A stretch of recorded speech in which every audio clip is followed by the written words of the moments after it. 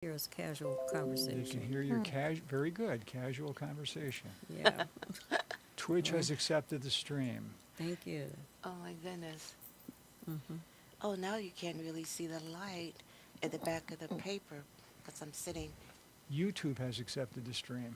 Thank you. Oh boy. Now we're waiting for Facebook to accept the stream. Okay. You're doing great. Congratulations. Hmm. Now Facebook has accepted the stream. Okay. What? We're all over the place. Are you ready to begin? Ready to begin. We're ready. You will Oh see boy. there's a number 5 on the screen. Yes. I'm going to start the countdown and it'll tell you when you're on the air, okay? Yeah. Got it. Countdown started. Hi, everyone, and welcome to Think Twice Radio. We are here with Richard Wicca, the founder of this wonderful opportunity and platform for artists and community members to share their thoughts and express their feelings about things that are on their mind. I'm back with you today for the third time to talk about The Whale Speaks. So, as you can see, the whale has a lot to say. So, we're here today, and we'll be back again on Monday, July 31st. The Whale Speaks, as you can see, is going to take place on Saturday, August the 5th at Shay's 710 Theater in downtown Buffalo in our theater district.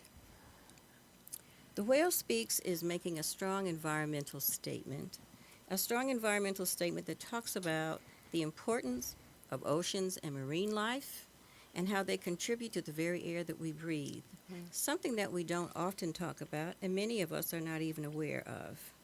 So this is sort of a lively and entertaining way to share important information with you about how we can work together for the love of our planet.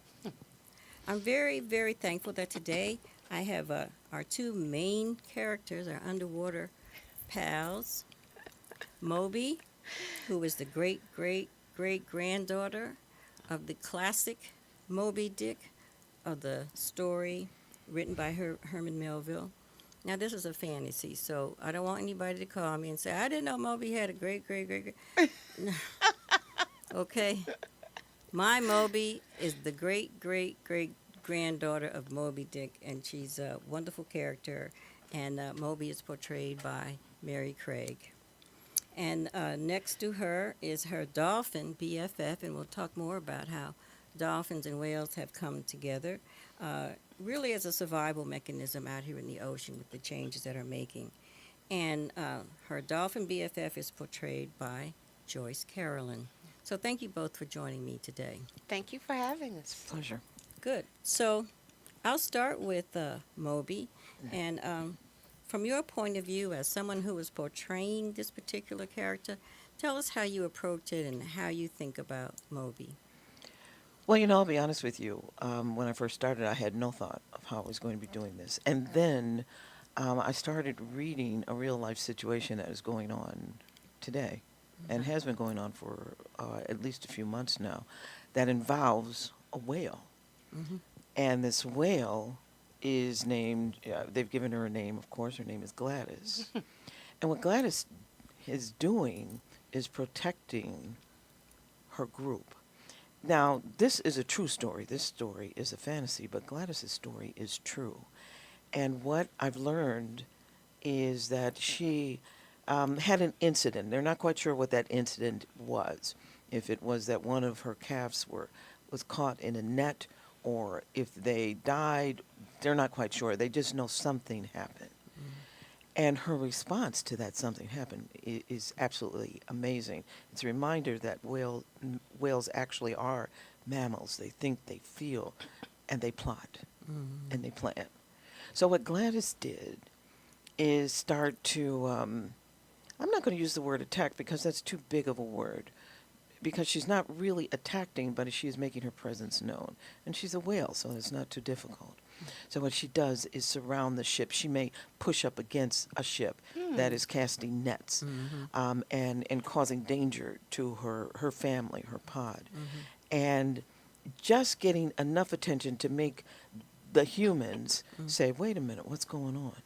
Which is apparently what she wants to do right now, which goes to say a lot about how whales think, that it's more than just, playfulness, although whales are very playful, but it also involves a lot of thought, a lot of planning, like I said before, and a process that includes making sure that people know what they're doing is wrong. Yes. Now, the other thing I found out is that there's an entire Facebook page Hmm? devoted to Gladys. Oh my. Wow. It's just been very interesting, just following her and learning more about who she is. And if you notice, I noticed myself talking about her in the first person as if she is a person, because I think in my head she's turned to that. Anyway, Gladys is my model for Moby. I think that she gives her a heart.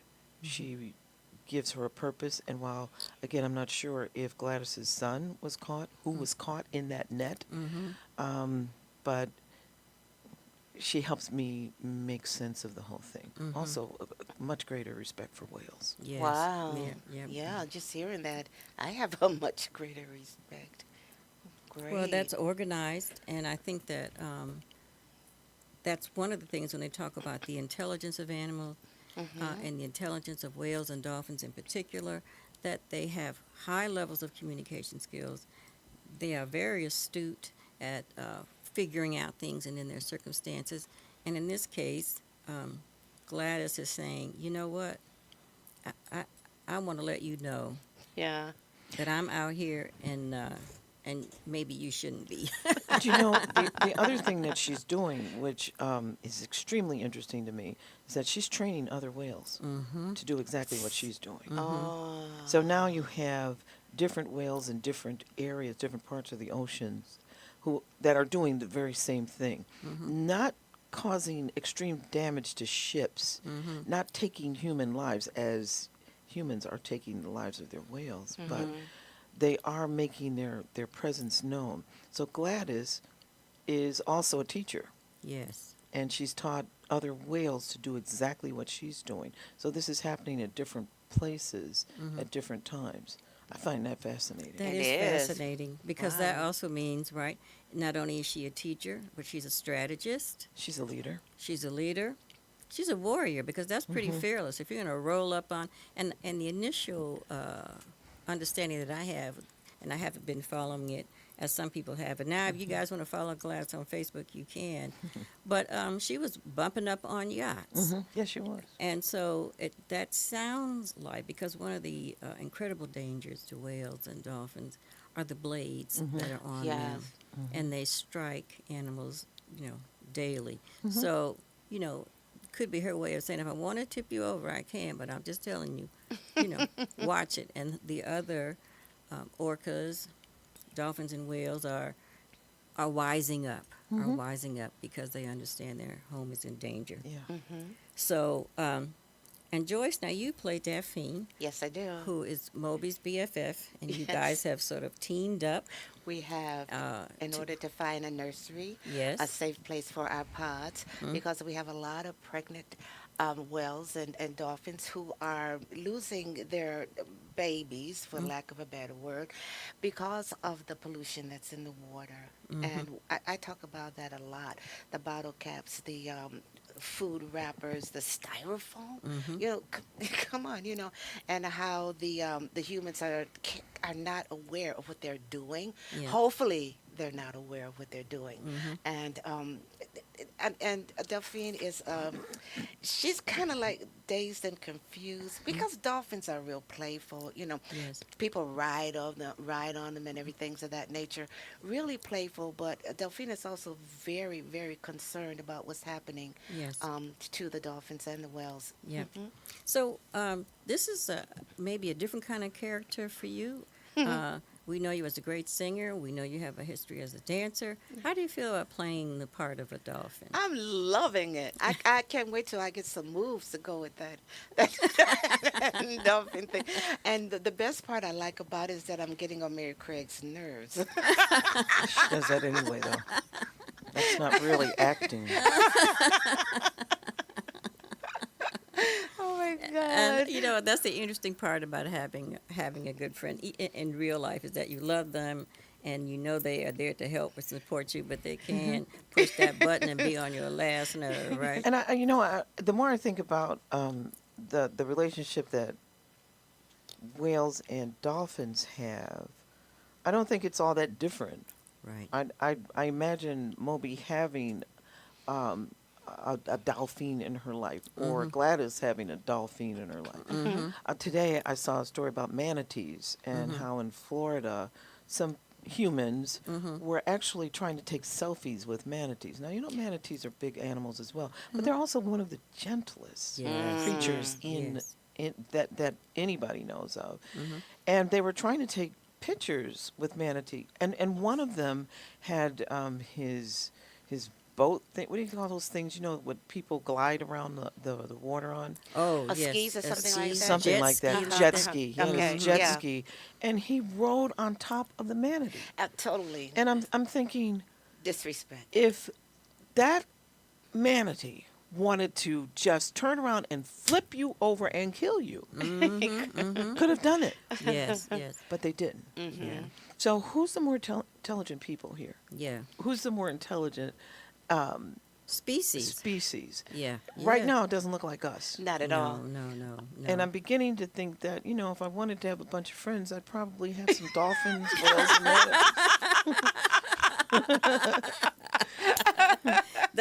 Dolphin whales, you can't Yeah, beat it, right? no, You can't beat it. no. What they sing, they play, Yeah. they do all We kinds sure of do. things, We They right? mind their sure own do. business. They, Yeah. they Yes. enjoy and respect the environment. They definitely do. We're Yeah. the ones who go in and destroy things. Yeah. And that's a very interesting point, because when we talk about evolution and the evolution of humankind since the beginning of time, the things that we have done as a human species certainly we have extraordinary inventions: the rockets, the internet, advances in medicine, all these great things. But everywhere we go, something else is destroyed. Yeah. It's really, kind of preposterous when you think about it. And I think the more troubling aspect of this, when I think about it, is some of that destruction is for pleasure. Yeah, it is. It is. I mean, they destroy things, hunting being a good example, sorry, hunters. But just to go find the most gorgeous moose or buck or giraffe or lion and take it down, I'm not understanding. I'm not understanding how that energizes you in a positive way. You take something that's glorious and you destroy it. And then, and I'm going to say this about how I feel about those kinds of things. It's an unequal battle. Yeah, it is. If you are 100 yards away with a high-powered rifle and you're looking through a scope, so what? If you want to be recognized as a warrior, you do like some of the Maasai used to do, and you go face the creature with a spear, right? Yeah. Now, if you bad and you come away with that, okay, so be it. But this, I don't like that sportsmanship. So Imagine if Gladys was teaching her fellow whales to destroy the boats Yes. and to kill. yes. Imagine that. They could do it. They Very could do easily. it. They could They do could it do it. very, Very easily, yeah. Yeah, up for a whale or a substantial or an orca, at the top of the dolphin chain. If they wanted to just toss boats, they could, And when the divers or swimmers were in the water and they wanted to swallow them whole, they could. Real easy. Yep. So I think, in terms of measuring compassion, if you will, and I think of it as compassion and not It is. not ignorance, as some people will say. Well, whales don't know any better, or Oh, dolphins don't please. know better. Yeah, they do. So we're talking about whales and Moby and dolphin in this and Daphne in this story, because that's what they're trying to do. They're trying to find a safe place for them to have their family. They want to be able to go find something to eat, just like we do. They want to leave their young behind in a safe place with other relatives, just like we do. They have babysitters. And I think these kinds of high intellect social structures are very common among the animal kingdom. So what we're going to do today, as a little teaser, those of you who are listening, we're going to share a scene from The Whale Speaks, between Moby and Daphne and an idea of how they exchange with each other. Okay. Yep. Moby, Moby, Moby, here you are. You've been moving around. I thought you were going to just stay in one place. Although I sure can't blame you for not wanting to just sit around and be depressed wondering what Milo is. If he's dead or alive, tangled or mangled. And I know you're still looking for that magical, mystical, helpful human. Oh, my neck too, it's all too much. Daphne, I was just thinking about you. Where have you been? Where have I been? You're the one who's been moving around. Last time we talked, you were in such a mood, and all you wanted to do was just sit in one place and think. Think. So, how's that working for you? Really, Daphne? Truth is, none of it seems to be working out. I did change my mind. I went out to try to find and hear Milo calling, but didn't hear a thing. Just every possible noise the ocean could make. On top of that, I've been doing this meditation chat that Yemenya gave me in search for a helpful human. And it's proving to be just as fruitless as my search for Milo. What's happening, Daphne? Doing things like this has always been second nature to me. This time last year, we were already starting to relax in a warm water lagoon and select our hunting times. Everything was just fine. Now I don't know anymore. Am I getting too old? I don't feel too old. Oh, Moby. No, you're not too old. It's this whole to find a helpful human that has you all topsy-turvy and won't go away. But I'm here with maybe good news about Milo. Well, possible good news about where Milo may be. Daphne, you're just telling me this now? Well, I wanted to surprise you. But then you got all sad, expressing your woes, and so I just, let it go on for a little while. It seems like you needed it. Okay, Daphne, please. Just tell me what you know about Milo. Now, remember now, I said maybe good news. Then I said possible news. All right, Daphne. Whatever news you have, please tell me. Well, one of my scouts was out near the Patagonia Shelf. Remember, we talked about looking there for our retreat? Yes. Well, on the way back, he believed he heard a song that sounded a lot like yours, only it was a male song. He couldn't say for sure it was Milo, just that the song sounded like the one you sing when you are looking for him. So did he follow the song? Not really. He said he started to follow the sign, but the ocean started to get murky and noises started getting louder and louder. He thought he was headed into one of those areas that get all clogged with ships trying to go somewhere, all of them all at once. So he thought it was too dangerous for him to go any further. So maybe it's Milo. Possibly it could be Milo. You know what I mean. And certainly more news than I've had. The good news is that maybe we have an idea where Milo is. And the bad news is that if it is him, he's in a dangerous place. Thank you, Daphne. Do you think your scout could show me where he started to hear the song? He will if I tell him. Does that mean you're giving up on trying to call that helpful human and concentrate on finding Milo? Not exactly. I had a commune with Yemanya. She agrees that with Tata Bueno, we need help from humans. Yemanya agreed with Moby Dick about tracing down a human? Yes. Still no guidance about finding Milo. No. This isn't sounding good at all. No, it doesn't. But your news about one of your scouts thinking he heard Milo is the best news I've had, good or bad. So what's next? Well, I'm going to meditate one more time as a call out to find a helpful human. And if nothing happens again, I'm going to head out.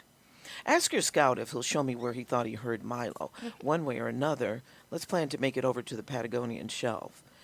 One thing's for sure. Calves will be born wherever they are, whenever they're ready, regardless of where mothers may be.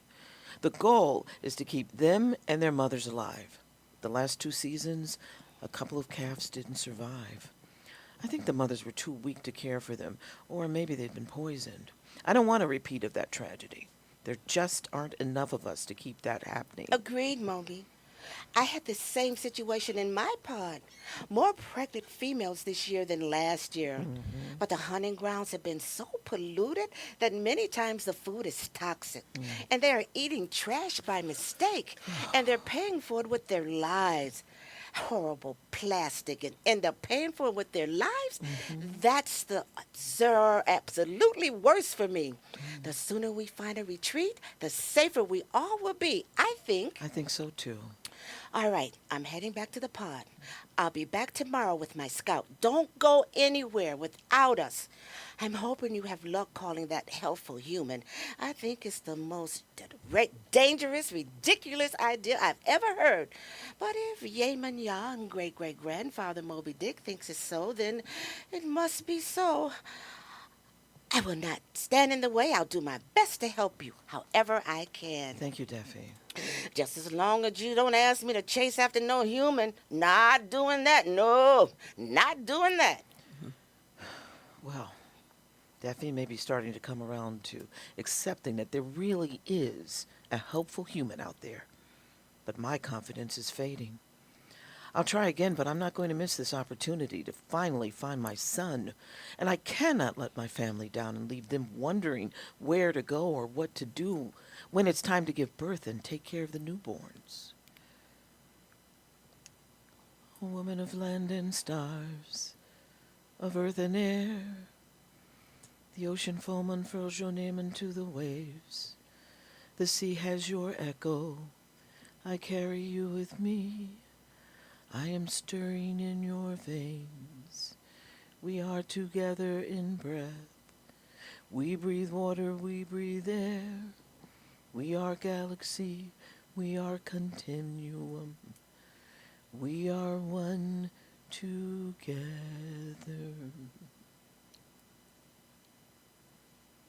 And so the story goes.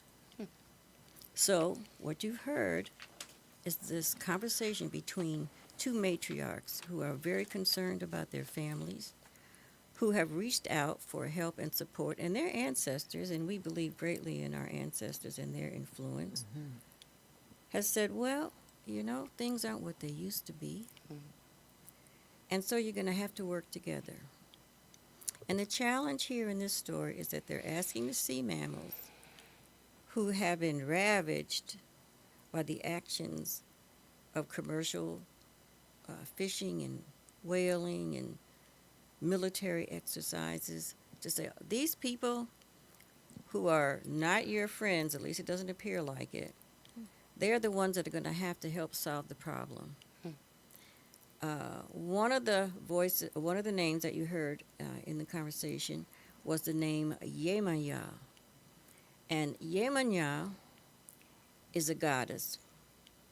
She's the ocean goddess. She's the mother of all waters and sea creatures.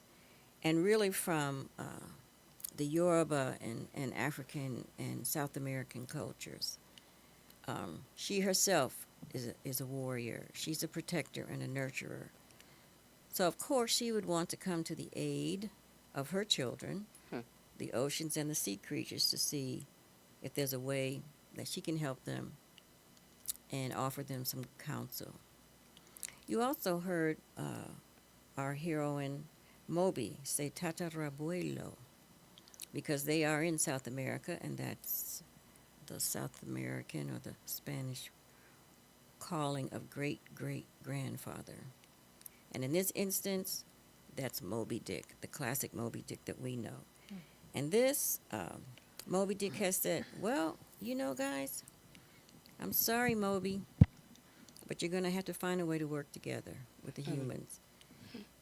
You know, not a story that Moby would like to hear, not a challenge. And of course, when she shares that news with her friend Daphne, she said, that is the most stupid, that's the most ridiculous, that's the most outrageous thing I've heard. Because it is. But this is where we are in the world today. Our environment is dictating that we must have a different approach to our long-term survival, a different approach to a sustainable future, a different approach for a better place in the world for our kids and our grandkids. and generations after that. You know, there are many ancient cultures that talk about generations 6, 7 ahead of us, that what we do today will impact those generations. Mhm. And so this is a little bit of that story. And we're asking you all to come and see us Yes. on August the 5th. It's a Saturday. It's at 7:30 in the evening. It's at Shays 710, the theater in our downtown theater district. You can get information about the performance if you want more details by calling 716-847-0850. That's the box office directly. Or you can go to www.shays, S-H-E-A-S, www.shays.org. Click on, and you'll find The Whale Speaks, and there'll be more information about the story and the performance at that time. So, You know what you have to remember is that the show starts at 7:30. So we Yes. don't have people wondering, do I have to give up all my afternoon shopping on Saturday? yes, You need to stop. you can do what you got to do. You can do what you got to do. You can have a little snack. You can do a little shopping. Go to the laundromat. Okay, do There what you you gotta, and still make it, and still catch the show at 7:30. So we certainly hope that you will come and understand more about oceans and whales. If you're an environmentalist, this is right up your alley. If you're not an environmentalist, it's a nice time to learn more about protecting our planet in a lively way, in an entertaining way, but also in an informative way. We have original music. We have dancing sea creatures. We've tried to make it as welcoming and entertaining as possible to deliver a very important and critical message. So one of the things that I'd like to talk about, because we know that both Joyce and Mary are actors, but it's not limited to just this program. They have other parts of their lives where they use their skills as theater professionals. So tell us what you're doing, Mary. You mean in my real life? Yeah, yeah, the real one. Well, you know, we're actually both Joyce and I are teaching artists. Mm-hmm. Part of a fascinating program, I think, that helps uses theater to help young people understand how to handle their emotions a little Oh, yeah. better.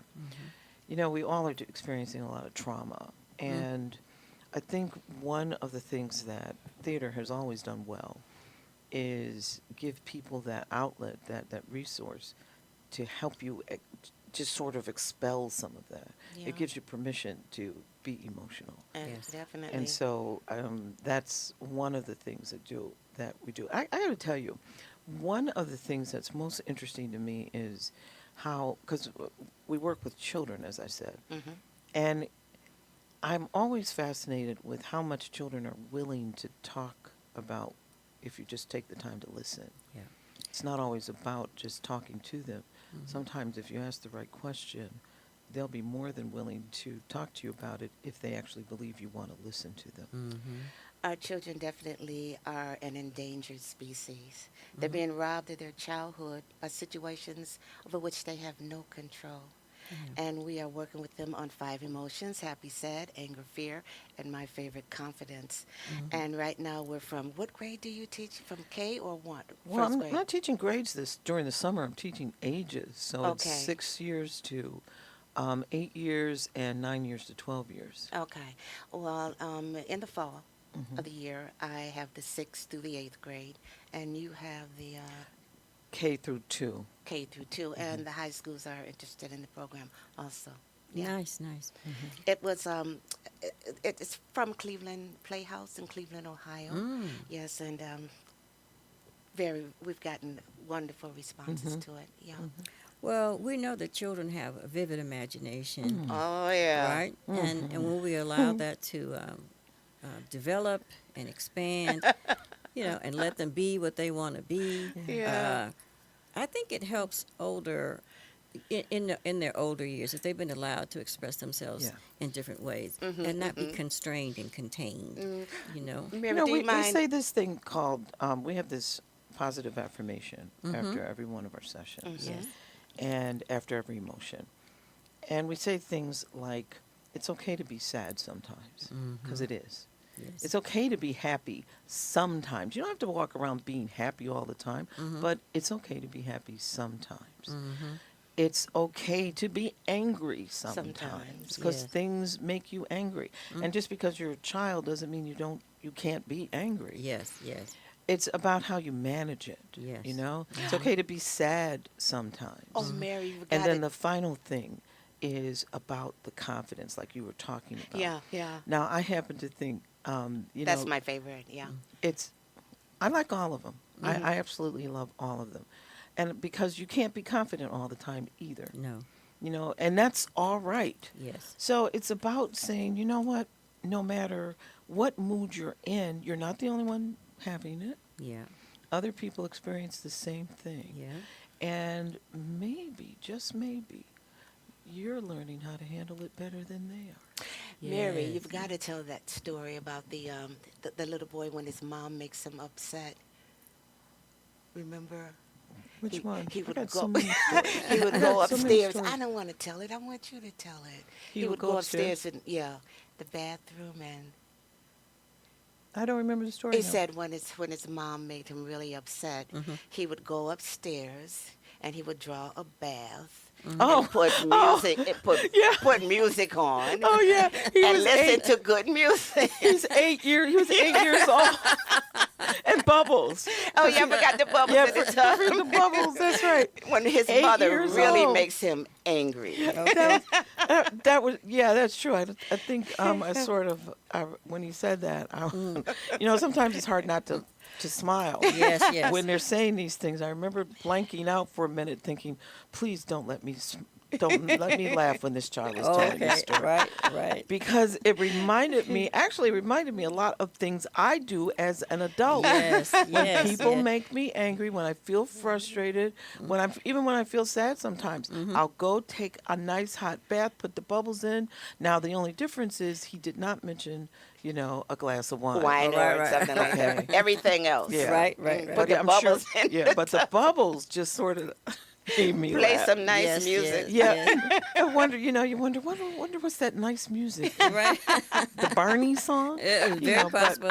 It was Right. it was just wonderful. Yes. But you know, you think too, where do you think he got that from? Mm-hmm. He got that from his parents. Yes, yes. They watch us, Yes. and they know that when his mom probably said, you know, I'm feeling kind of tense. I'm going to take a hot bath. Don't disturb me. And he's figured that out. Oh, Yes. I'm going to take a hot bath. Yes, I'm a retreat and Yes. don't disturb me. Adorable, adorable, adorable. And I think that's so wonderful that we have programs and opportunities for our kids to be able to find themselves or explore themselves. It takes a long time to find you. I mean, Ugh. I don't know how old I was when I found myself, and maybe I still haven't. There exists that reality, right?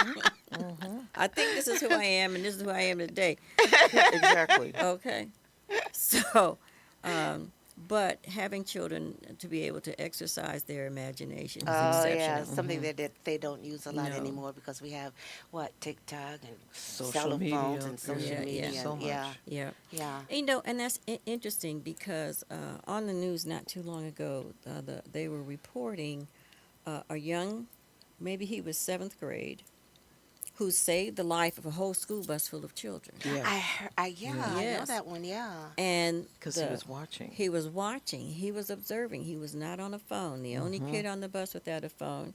And he noticed that the bus driver had a medical emergency, and he was able to step in and save all of them, himself included, and the driver. And I thought about it, and I said, you know, they interviewed the other kids, and they said, "Wait, oh, nope, I was playing the game. Nope, I was." So had this young man been playing the same game, this would have might have been a catastrophic story. But the other thing he was watching is he was watching how the bus driver was driving. Yes. So that's how he knew what to do with Yes. the bus. So, and that's also why he always sat in the front. Yes. It's not because he was watching whether or not he was sick. He wanted to learn how to drive that bus. Thank Yes. goodness. Yes, thank goodness. Because he knew what to do. Yes, because the bus camera showed him leaning in, going to the brake pedal. Yeah. And I'm sure his parents were extraordinarily proud of him.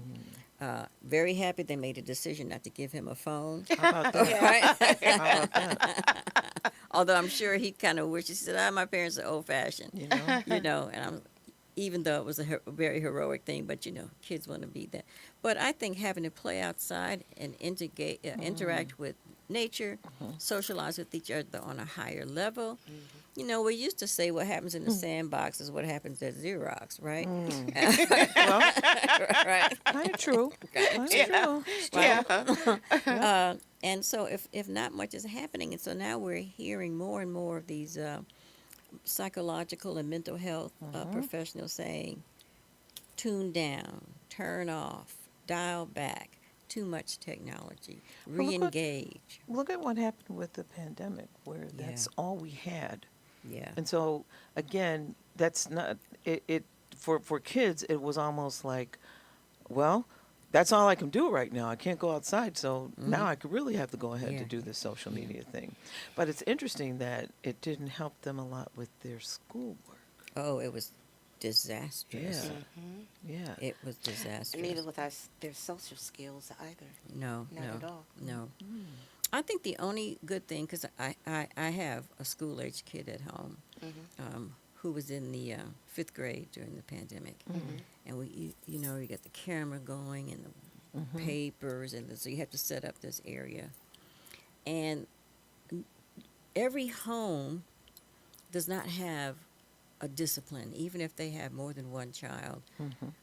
Some do and some don't, and you could kind of see.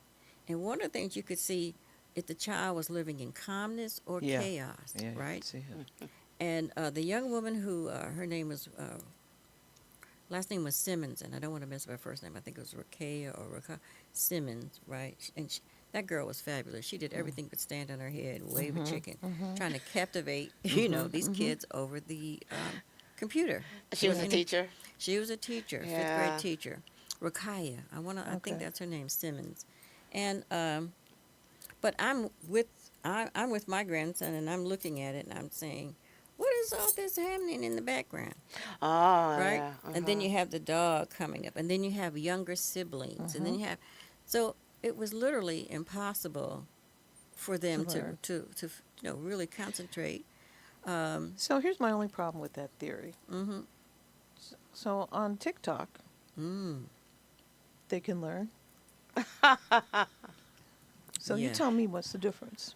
Well, probably the TikTok is fun. Mm-hmm. It's short, It's interactive. right? Mm-hmm. And then you don't get a test at the end of it. Yeah, no, but it's true. Yeah. So it's not that they can't learn on social media, it's how we're teaching. Yeah.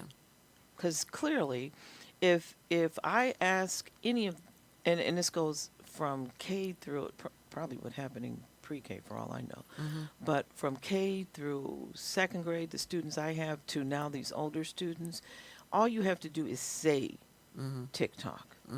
And they're instantly dancing or moving or doing something, or it's how you change those clothes. How do you do that so quick? Oh, this is how you do it, Miss Mary.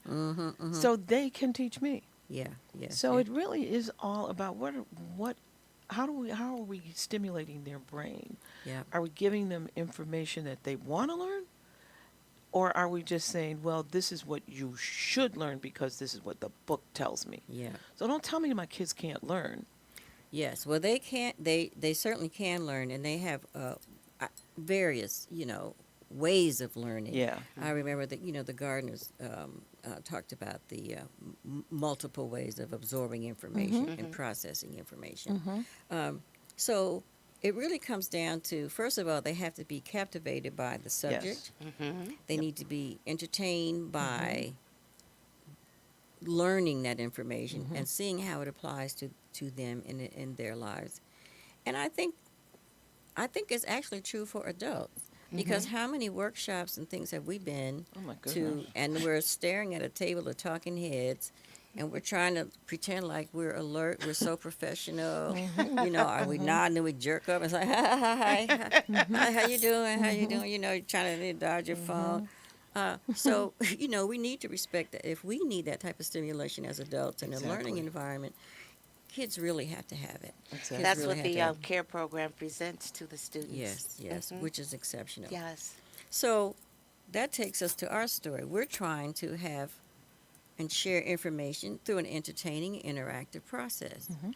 right? We're telling a story about the struggle and the dire straits that the oceans are in, and the oceans are impacting our weather patterns. Oh my goodness. We have heat waves, we have tornadoes, we have forest fires, and this is not to say that we have never had these, but they're rapidly evolving into, I don't know, regularity that they didn't have before. Something that happened Right. once every 100 years now happens every other month.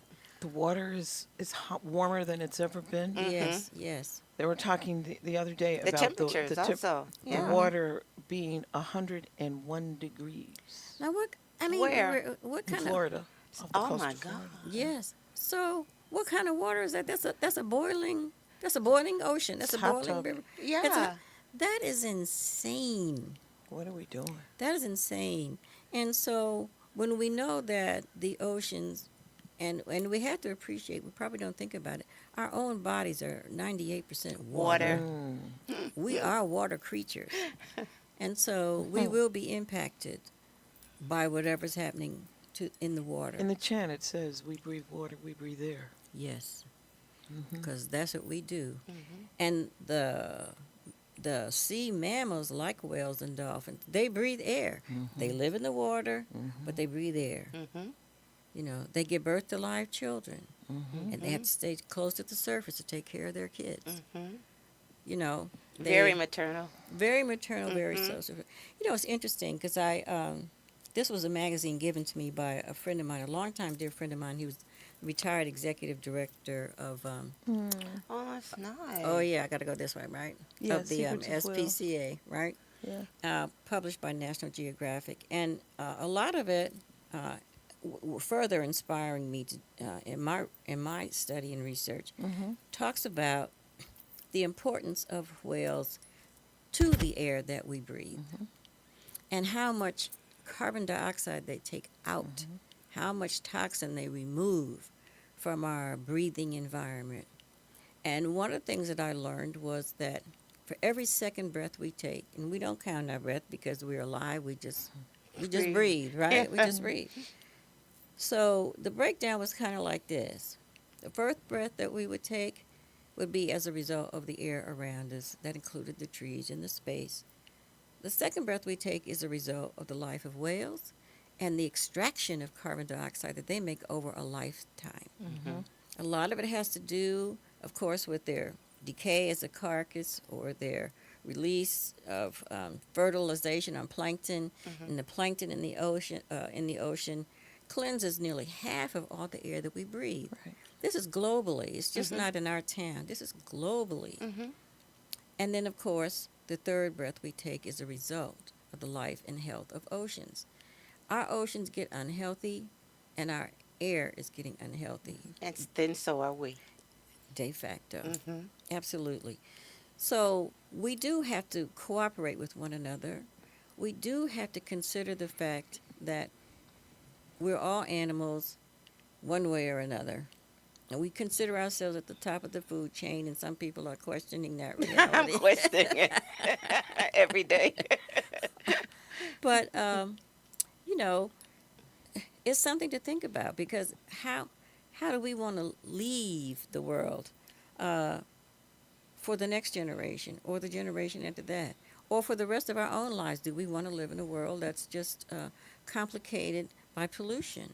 And I think Or do you not. think one of the options is to, as we mess up this world, this planet, Mm-hmm. to find another one? Well, they tried that, didn't they? They're not trying it; they're doing it. Really? Right. I mean, come on, look at how many trips they're taking, places just unknown, just writing and saying that it's nothing. I happen to believe that all the trips they're making now Mhm. are just a forecast of where they believe they can go. And live. Now, yeah, that's And what I was saying. I think Yeah. the whole AI thing Mm. is just another opportunity for people to look at well, they call it artificial intelligence. I call it something else. But I think what people are pursuing are all those options. Okay, we messed this up, so let's go do something else. Yeah. Let's go somewhere else. But then you go there and you're going to do the same thing. Yeah. So what's the point? What's the point? And that's a very valid point. One of the things, stating publicly, I'm a huge fan of public broadcasting, so I look at a lot of it. Mhm. One of the programs they have is entitled Nova, and they do things about planets and different things. Yeah, I love Nova. So in their series, The Planets, they look at the different planets and how they might have been. And here's what's interesting. The places they're trying to go off of the planet Earth, tiny, tiny little blue planet Earth, to a place like Mars, for example, those researchers are suggesting that at one point in time, however many million billions years ago, that Mars could have been a planet like ours. Mhm. But that as a result, over time, exposure to the sun, because it's closer and a different number of things, it has erupted and it's abandoned now. It couldn't sustain its life for a lot of different reasons.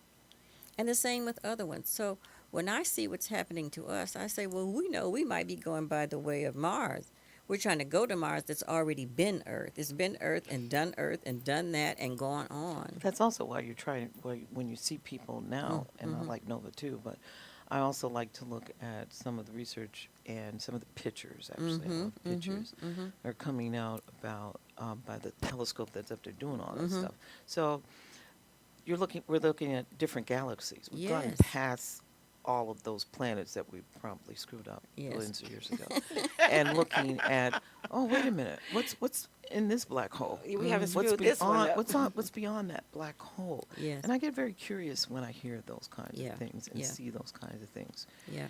because hopefully, well, I don't want to go on another planet. I don't think that's part of my destiny, but I would hope that for future generations, if they needed that option, they would be smart enough to do it without taking with them the spirit of destruction Yeah. that has actually caused us to be in the situation that we're in right Yeah. now. I totally agree. And I think it's really unfortunate, and I use the word unfortunate as a mild case when I'd like to use a much stronger language. Why, instead of trying to take care of the planet that we're on, all the millions and trillions of dollars that you're spending to go to another place that's not cultivated or developed and probably has lived its life much like this planet is living its life. What we know about oceans is infinitesimal compared to what there is to know about oceans. And that is where I feel we should be investing. Let's invest in what we have. Let's understand our own earth. It's more than oil for, Yeah. oil companies. We need to dig into it and see what's happening. And they continue to make these monumental underwater discoveries. Yeah. So, Maybe if we were nicer to the whales, they would yes, show us what's under there, yes, because they know. that's right. The whales know, the octopus knows, the sharks Dolphins know, They all know. They the all know. dolphins know. They all know. They We're all the know. only ones who don't. Right? So that's it. One of the things I do want to say about our show on August the 5th at Shea 710 is that we do have original music and original choreography. And, think to myself, oh, why would you, want to have, songs in a performance about whales and the life of whales? And it's because whales and dolphins sing. They do. They have songs for occasions. They have dialects within their own categories. There's a differentiation of sound between male and female, and young and old.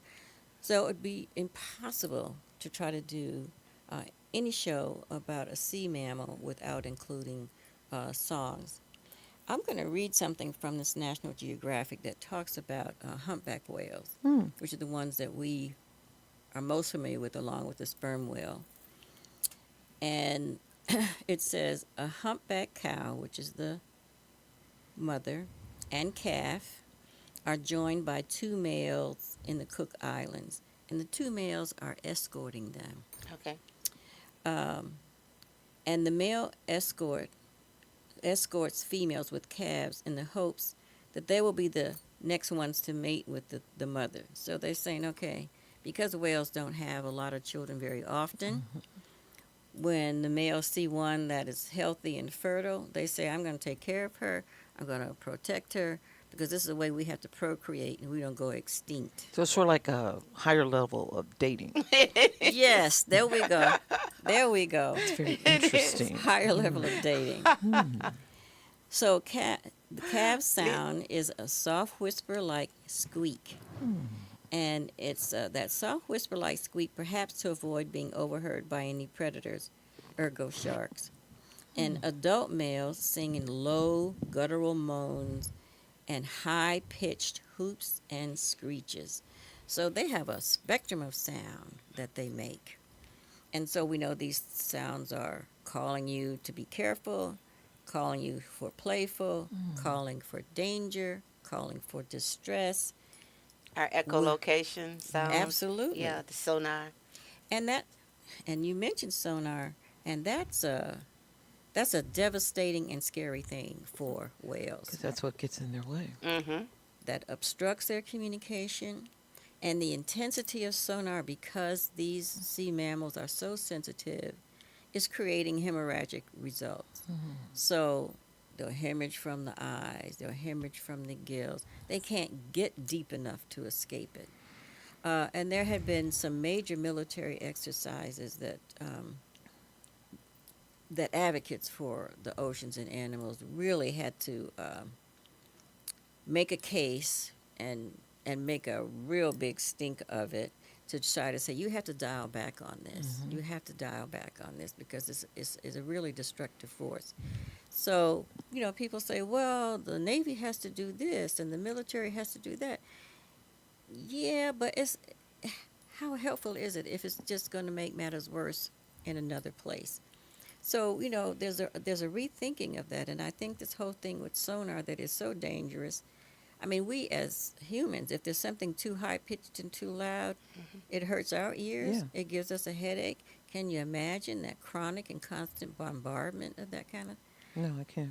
When something is so loud, if you're in a club someplace and the noise is such a din, you can't even hear somebody across the table. And it causes permanent damage. And it causes permanent damage. So, this is part of pollution. It's a sound pollution. It's not throwing flip-flops over the side of a cruise ship. It's bombarding an ocean with all kinds of, I don't want to call it unnecessary, but I would certainly call it unwelcome noise. And so we do have to think about that, and we do need to talk about that. And we've seen over the years, as this sonar and all of the sonar activities have been perpetuated, whales and dolphins are beaching, and they're beaching by the droves, not one or two, Yeah. not 3 or 4, 50, 60, 70, 100 pilot whales beached on, because they get lost, they get confused, they can't communicate with one another, so they're just like in some sort of like twilight zone in their own ocean. They can't get to where they need to be. And so that's, another consideration when we talk about ocean care in our environment, because anytime you take whales out like that, dolphins too, and the residual impact that their lives have, we're tampering with our own air. We're tampering with our own ability to have healthy, clean, safe air. And I think recently we're having that experience with the forest fires in Canada and the smoke from Quebec getting blown all the way down here that it impacts our breathing. And look at what's going on in Greece. Yeah. The country's aflame. And these are things that are caused by, the ocean makes a weather pattern. I mean, we have to live by that reality. We didn't make it up. The news guy didn't make it up. The Weather Channel didn't make it up. The oceans control our weather patterns, period. And the last couple of days, we here in Buffalo have been warmer than the folks in Orlando and Tampa. I crazy, know right? it is. That is crazy. There was snow in Siberia. Then there was, I'm sorry, summer in Siberia. Grass, green grass growing in Siberia. That's supposed to be a frozen tundra. Well, there's also snow in the mountains of California. Yeah. Well, Well, the snow came down from the mountains in California. Right. It was all over the place. okay. No, the snow that's in California now, people pretend like, oh, this is great. Now we can ski in the summertime. No, you have to understand, why is it possible for you to ski in the summertime? Yeah. And then what else is happening Mm-hmm. where in California, just using that as an example, there's snow up here, but there's flooding down here. Yes. And there's nothing over here as far as water or rain. Yes. So while it may seem, oh, this is wonderful, look at weekend vacation, what you really need to understand is the overall impact is a really good example of how out of control we are, and also that we have no control. And we have no control. And we're None. we're not even trying to cooperate. No. We're not even trying to. And I think that syndrome of thinking that everything is about us as humans. Yeah, where does that come from? I don't know. Where does that We're so arrogance privileged. come from? Yeah. It's arrogance. yeah. It's man thinking that men are, and men meaning women and men, Mm-hmm. are far more important. We think we are the species up here. Mm-hmm. I'm more and more convinced that no, we're not. No. No, we're not. Actually, the more you watch animals, Mm-hmm. the more it appears to me that animals have more sense than we do. Mm-hmm. Their focus is very familial. Very. Very how do I work with the earth? How do I protect the young? How do I make sure we eat every day? Every day. When we look at one of the stories I saw was about a pair of lionesses who between them had some ungodly number of cubs, 7, 8, 9, right? Okay. Right?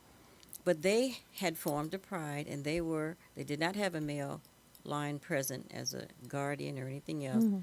So they were roaming about. I don't want to say the savannah, but it might have been, just making sure that they kept these cubs out of. Everything was okay. Yeah, Wow. right, and that went on. And when you think about it, when these youngsters are born, they're like human parents. We Yeah. have a new baby. All you have is stacks of diapers and stacks of formula, and that's what you do. Every penny you have goes towards making sure the kid eats, Mhm. and you know what? That doesn't stop. They get older and they come to your house and they go to the refrigerator, right? My kids used to say that, yeah, we're going shopping at your house. Yes, yes. Okay. Okay. There was a story about a bear Mhm. that attacked a woman in Yellowstone, Mhm. and unfortunately she passed away. And as the story continued to reveal itself, the bear that killed her had a cub nearby. Yes. And as soon as I heard that, I said, "Well, she was She was too close to her cub, and she went into her protective mode." Mm-hmm. Now, does that excuse it? No, but again, we need to be more cognizant of what they are, who they are, and what they're trying to protect. Yeah. Yes. She got too close. She got too close. And listen, modern. I mean, that's a comparison. We talk about mama bears, right? Yeah. They are the epitome of protecting young. Hmm. They are. So what made you think you could get that close? I don't know. We're territorial. We don't want Very. strangers walking in our yard and Right. in our backyard. Right. We don't want strangers walking up on our porch. Right. And a stranger approaches our children. God only knows what we might do. You know. All right. So, Mhm. that instinct is a natural instinct. So, we want to talk about ways that we as humans can express our humanity, right, with our fellow creatures, because we just have to do it. They're not going away, and right now we're not going away. So, listen, I want to thank you all for being with us this evening for this conversation about The Whale Speaks with two of our leading characters, Mary Craig, who portrays the whale Moby, and Joyce Carolyn, who portrays Daphne, her dolphin BFF, and they're both on the quest to secure a place for their home.